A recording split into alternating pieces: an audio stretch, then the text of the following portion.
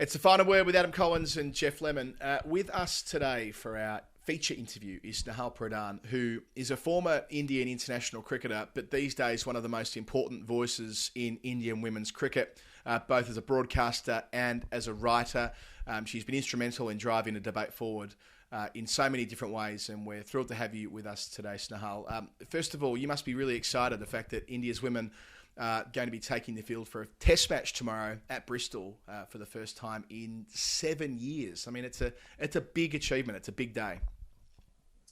Yeah, it's a special occasion, and I think the best way to kind of convey how excited I am about this, and how much of a big deal I think it is I'm not the kind of person who believes that God kind of has a role to play in how things turn out on the cricket field. I mean, the cricket field is always, the better person wins and loses. And I never, whenever I pray, I never think about, okay, please let us get this result. But this morning, just, for a little bit when I prayed, let the girls have a good one, because I mean it's just such a big one, and I allowed myself a little bit of that indulgence, and I think this is the kind of occasion that deserves it, and there's no really better way to put that across. I think you're entirely entitled to. I'll do it again. I think you're entirely entitled to doing just that, given the amount of time you've spent arguing that there should be Test cricket for India's women, which just hasn't been there for the time you've been a journalist and the time you've been outside of the game as a player. I mean, it is unusual how this has come to pass, though, isn't it? It's not in the context of there being red ball cricket played in India. That hasn't been the case since 2018-19. It's an announcement that struck us all a bit by surprise, I suppose. And now there are going to be 2 tests for your team in the space of 6 months. I mean, it's a bit of a whirlwind. Yeah, when it rains, I mean, we get buckets, I suppose. Why and how this has happened is a little bit of a mystery to me. The fact that, a board that has traditionally not been the most proactive when it comes to these kind of things suddenly is talking about tests with the 2 countries who are currently playing it. And I'm, not going to look a gift horse in the mouth at all. And the fact that these conversations are happening and they are thinking that way is great. Again, it's a little bit of a mystery as to how long this will continue, whether this will be a consistent thing. The last time India played a test, there were 2 tests pretty much back to back. There was that test away against England, which they famously won, and then shortly after a test against South Africa, and then nothing. So I'm part of me is slightly worried what's going to happen after these 2 tests. Is this going to be something consistent? I hope it is, because just from the players' point of view, it is just such a big part of a journey to be a part of a format like this. That's the part that does get you worried, isn't it? Is how casually this seemed to come about, even to the fact that it wasn't formally announced before being made public by BCCI officials on Twitter. It was just sort of tossed out there that, oh yes, we'll be playing a test against England, and also we'll be playing a test against Australia, neither of who had actually announced that as part of the schedule. And so at that point, those 2 boards were pressured into going along with it, even if they didn't want to, because it had already been put out there. And there is that worry that if it's so easy to do, it's also very easy to take away. And that curious contrast that this is a board that's not doing anything to get a women's IPL going, but is suddenly wanting to play women's Test cricket despite not having done so since 2014. Yeah, so like I said, it's puzzling as to how this suddenly came about. I'm not going to really get into it because it is a good thing. There's absolutely no 2 ways about that. The fact is that women's tests are probably not the most financially priority format for any board. But if there is a board, or if there are boards that can really indulge in women's tests financially, and maybe indulge is the wrong word, invest in women's tests financially, then it is Australia, England, and India. And it's good to see those 3 countries are going to be playing tests this year. I mean, with the Ashes also coming up later. So again, I really hope this is a trend. What would be great to see, And I think it's very doable, is for any visiting team that comes to Indian shores to play a test match, because the host team is the one that takes care of all the expenditure when a visiting team comes over. So there is really nothing stopping the BCCI in terms of financial resources to put together a test every time every time a visiting team comes to Indian shores, and that would be the supreme demonstration of commitment to the growth of the test format from probably the only board that can afford it on such a large scale. And it would really change the face of women's test cricket. Let's see. I mean, that's wishful thinking. Yeah, I mean, there's been a lot of reductive arguments about multi-day women's cricket, mostly along familiar lines, right? It costs too much money, therefore we needn't bother with it. And you wrote about this at length last year in your report, An Equal Hue, The Way Forward for the Women in Blue, which was a report on sort of the growth of women's cricket in India. Yourself, Karunya Keshav, who we had on the show a couple of weeks ago, and the late Sid Patnaik. And you have there a wonderful survey with so many players involved in it, where you're referring to 98% or something like that of women who were surveyed want to play multi-day cricket, yet the BCCI pulled the rug under that in 2018-19.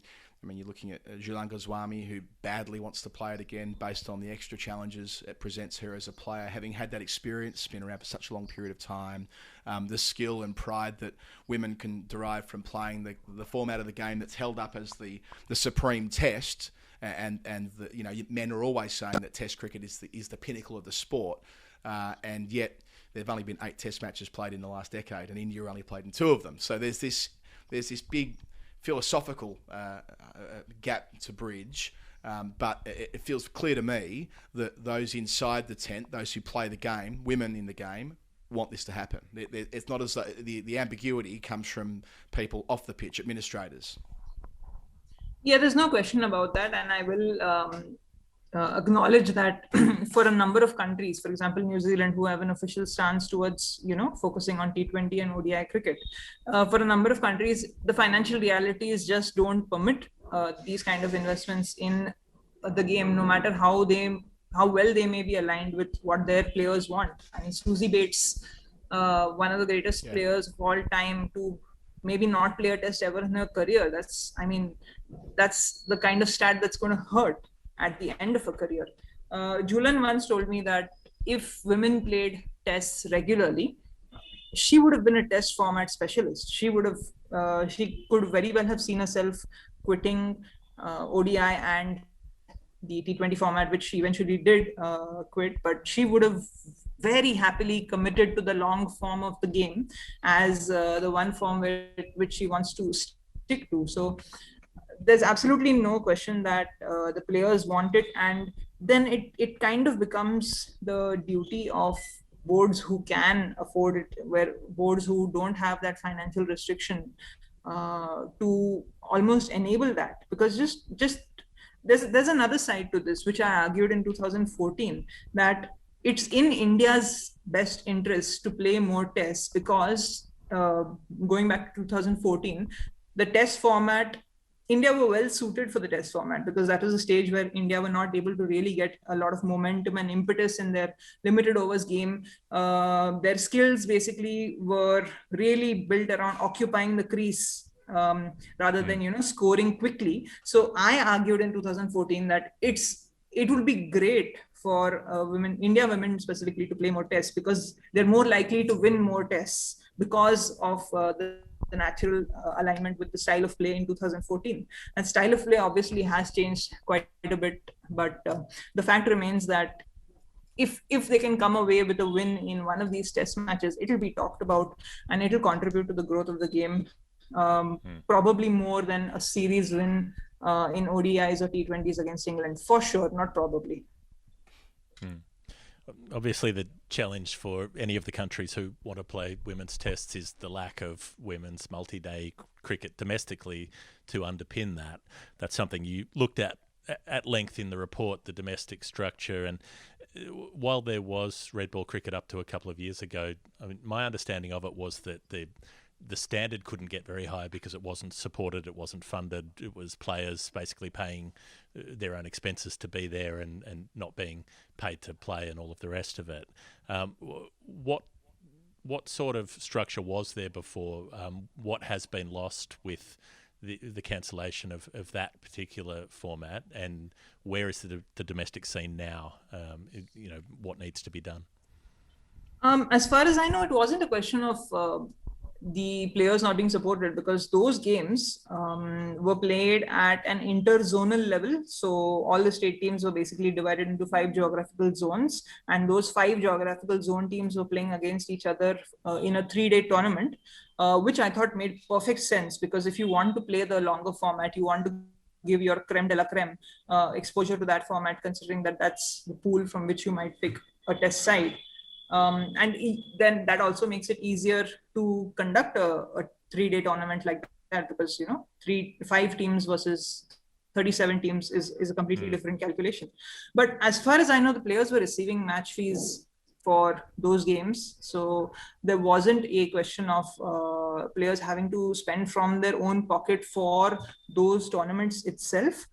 And it was ended in 2018 in a very arbitrary fashion. So there was absolutely no clarity as to why it stopped. So I have a spreadsheet here of tournaments that have gone on in domestic cricket for women's cricket, right up from the 2006-07, which is when the BCCI took over. And that tournament ran, that interzone 3-day tournament ran from 2014-15 season to the 2017-18 season, and then just disappeared. Not just disappeared, the interzone format itself disappeared. So this is something, again, that I wrote about when the change happened, completely arbitrarily, no communication or clarification given as to why. The entire interzone format has just not been played later. So basically take the best players and put them into zone teams and then have them play against each other, which is the second highest tournament in the country behind the Challenger Trophy. That's just been taken away. So that's a whole new argument, and that's happened across formats. So there's so much happening. I think, though, it is important to acknowledge at this point that we see countries, for example, England and Australia, playing Test cricket without having first-class cricket structures in their domestic cricket, and doing well in Test cricket. So there are a few players I've spoken to who are amongst the top few players who are in contention for the Indian team, who think, it's not absolutely necessary to have that tournament, to have a first-class tournament to prepare for tests, but a very concerted effort to making domestic cricket of a high standard, including a women's IPL, is definitely something that is maybe a bigger priority, I'd say, because right now Indian domestic cricket is in a mess as well. Yeah, there must be that added frustration that you did have a red ball, multi-day structure until a couple of years ago, when in Australia and England we've been arguing for this for a long time and sort of getting nowhere really at this stage. And the interzonal system, which was that bridge, I suppose, between the sprawling structure and the elite pinnacle bit, if you like. The Kia Super League served that role in England as a semi-professional competition, which grew and grew, and now there's the 100, and of course now there's the regional structures, which started last year, and they're 41 professionally paid players in addition to the national contracts. So 58 women are paid to play cricket in England right now, which is a great thing. In Australia, they've been ahead of the curve yet further with the WNCL and the most recent memorandum of understanding from 2017, which has enabled the non-international players to have that next level up. But it seems like India have been moving the other way to an extent, whilst there is these central contracts, and that should be celebrated, and facilities are improving as well, as I understand it. But that middle bit, the interzonal bit, and indeed the women's IPL, the elephant in the room, neither of which are now really part of the conversation. I mean, you can hear the way that those who are close to people at the BCCI suppress the idea of a women's IPL. They talk up the idea of, having a 3 or 4 team competition, the exhibition tournament, but they don't sort of seem to have any real ambition for a true women's IPL in the same way that we have the Women's Big Bash League, for example, aligned to the existing franchises. I don't buy the argument that there isn't enough depth for a women's IPL. If you want to talk about an 8-team IPL, sure, it'll be stretched. But why start with an 8-team IPL? Start with a 4-team IPL. Start with a 6-team IPL. That's absolutely something that is very much doable in terms of that depth already existing.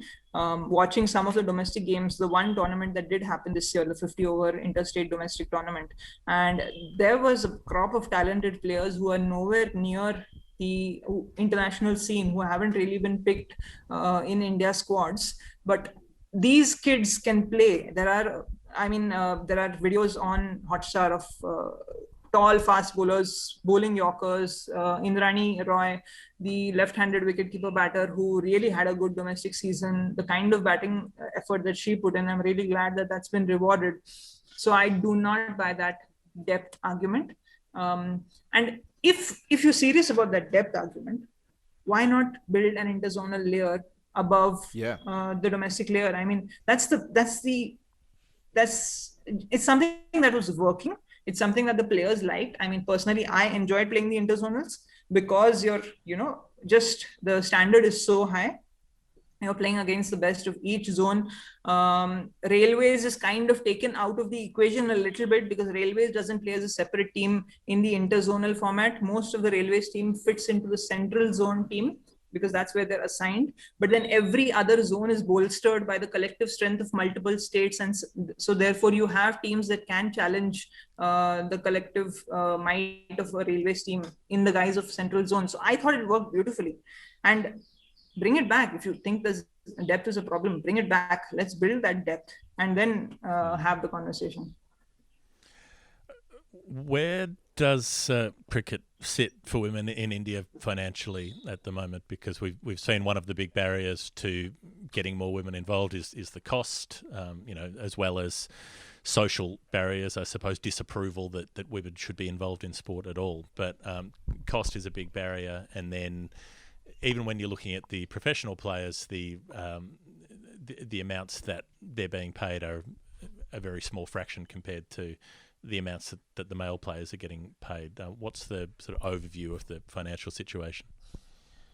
So from conversations that we had after publishing the Equal Hue report, we've kind of been driving the Equal Hue project further by having private discussions around each theme of the report, and through one of these roundtables, as we've called them, which was focusing on the financial realities that women face, we saw that the biggest the biggest drop off is when girls have to move from tennis ball cricket to leather ball cricket, because then suddenly you have to invest in a better quality bat, you have to invest in protective equipment, and especially in the current climate, sharing of equipment, which was a fairly common practice before COVID, is not really an option.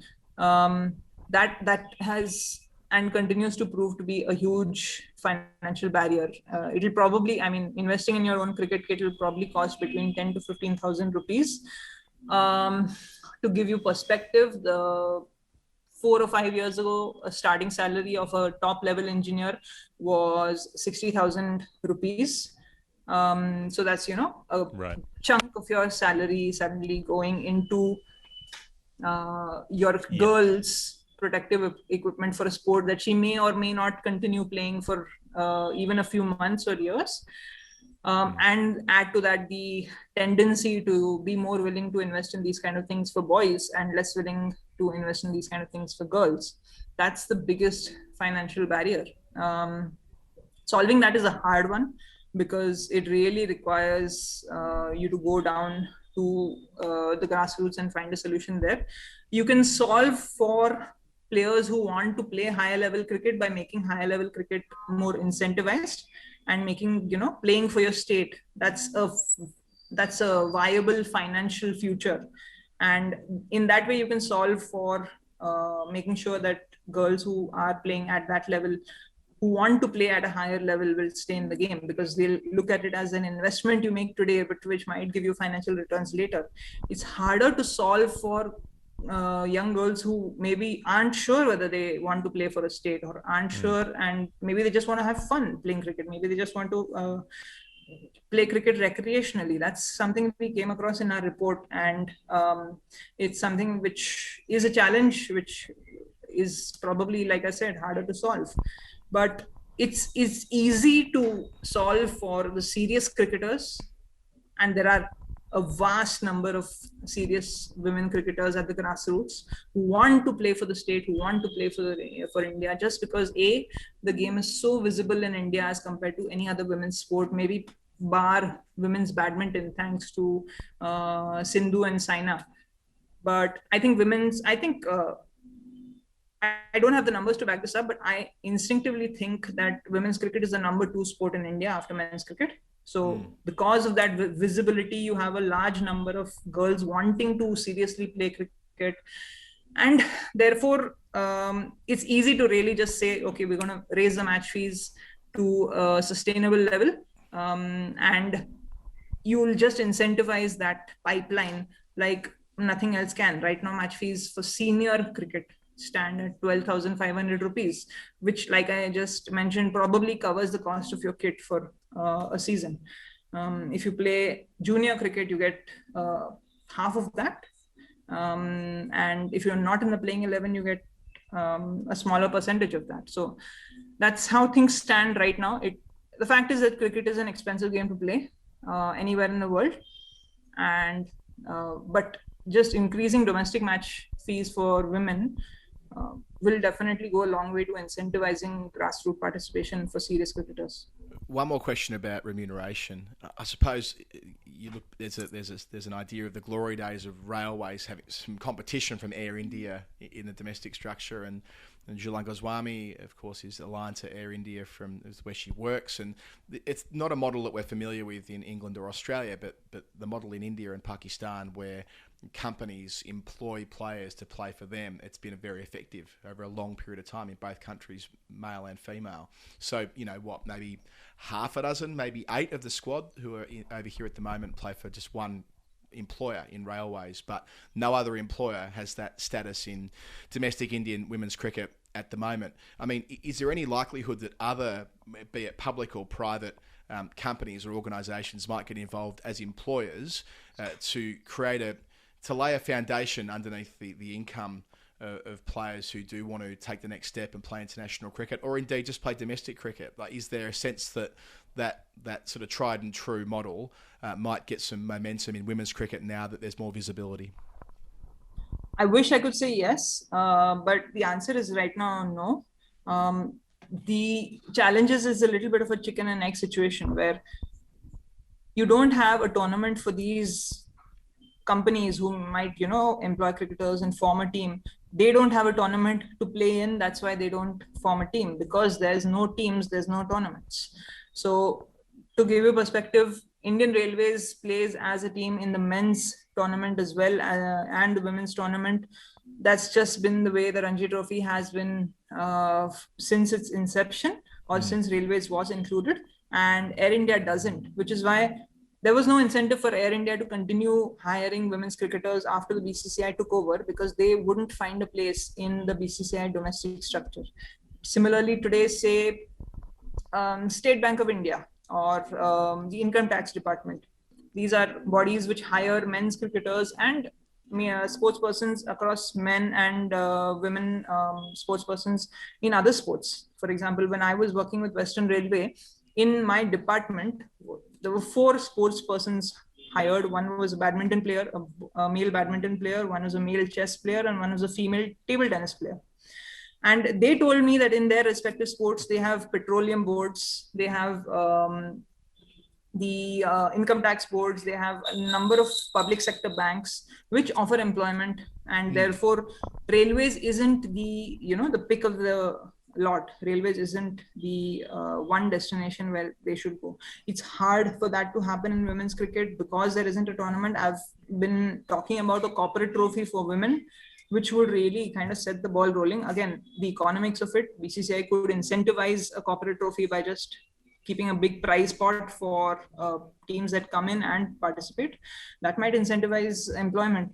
It's a tricky one though, because a lot of these companies operate on policies which aren't really framed for cricket. So will they kind of go out of their way to form a women's cricket team just because, there is this small incentive? Does it fit within the myriad of government policies which dominate and just have a say in how these things work? It's hard, but it's good to see a change in the trend. I think in the 2017 World Cup finalist team, there were 9 out of 11 players representing railways or maybe 10 out of 15 representing or employed with railways at some level. And just looking through a possible playing 11 for the test match, I see. Well, shall we do it? Shall we pick an 11 before we round up? Why don't we pick an 11 and work out? And let's do this. Let's pick your team for tonight. So Shefali Verma, who's never played a red ball game in her life, of course, having arrived after the end of the first class comp. Presumably, she'll open with Smriti Mandana. So I have a left field view of this. I wanted Shefali in the ODI team, but I didn't want to have her open. I wanted Jemima and Smriti to continue opening, and I wanted Shefali to bat at 5 or 6 to really come and, take advantage of the batting power play in the last 10 overs. So I have a similarly left field view of this. I mean, I'm happy that, and it completely depends on whether Mithali Raj is ready to bat 3. So have Poonam and Smriti, who are your career openers, and, skilled at occupying the crease, seeing off the new ball, those kind of specialist test match skills. Both of them have those skills, have them opening, have Mithali at 3, especially on a pitch which I've heard isn't going to be green. You guys can tell me more about the pitch, especially considering we're not using a Duke's ball, we're using a Kookaburra ball. Disappointing. And I'm disappointed about that, very disappointed. But that makes me, want to have Mithali bat at 3, Harman at 4, Shefali at 5, Deepti at 6, Shikha, Tanya, Jhulan, Arundhati. And then for the spinner, it'll be interesting to see. It basically depends on whether Poonam Yadav is back in top form. So how are you playing the third seamer? You're playing Shikha, Jhulan and Arundhati Reddy. Right, okay. And then in terms of a spinner, well, Poonam Yadav's got one of the A contracts, right? So you think that she would have that spot wrapped up, but Ekta Bish might be more suited to bowling in the Test format as a holding bowler, perhaps. I think the fact that Poonam Yadav has an A contract will have nothing to do with her selection, because unlike in men's cricket, where your A contract players are your all format players, we don't have all formats in women's cricket. So therefore, A contract doesn't mean automatically all format player. Considering, so Poonam Yadav's form is going to be the first consideration, considering that she had a bad tour of South Africa. She was left out of the Railways 11 that played the final of the domestic tournament and that won the final of the domestic tournament. Oh, really? Yeah. So completely depends on whether she's back in form. I'm also of the opinion that Poonam Yadav is extremely successful in limited overs cricket because it's limited overs cricket and you have to go after her. Now, in a situation where you don't have to go after her, I'm curious to see how she will go. She hasn't played a test match in that sense. She's played one against South Africa, but I think the England batting order of today is definitely a bigger challenge than the South Africa batting order of 2014. And that was at home. This one is away on a pitch that I don't know. Tell me about the pitch, which is why I think Poonam Yadav may or may not play. Completely depends on her form. Well, I'm not getting down there myself until tomorrow, so I'm not much use on the pitch, I'm afraid, Snehal. But I'll send you a message as soon as we know. Hey, it's been wonderful to chat to you on the final web. We've been meaning to do so for a long time. I want to recommend the report that you wrote last year. Just again, it's called An Equal Hue, The Way Forward for the Women in Blue. It was published in the Sports Law and Policy Centre Journal in Bangalore. It was submitted last year on the first anniversary of Sid's passing, which I thought was a lovely touch, a friend of all of ours, and we miss him around the traps in press boxes and also advancing the cause of Indian women's cricket, which you also do so magnificently. So thank you for being part of the final word today.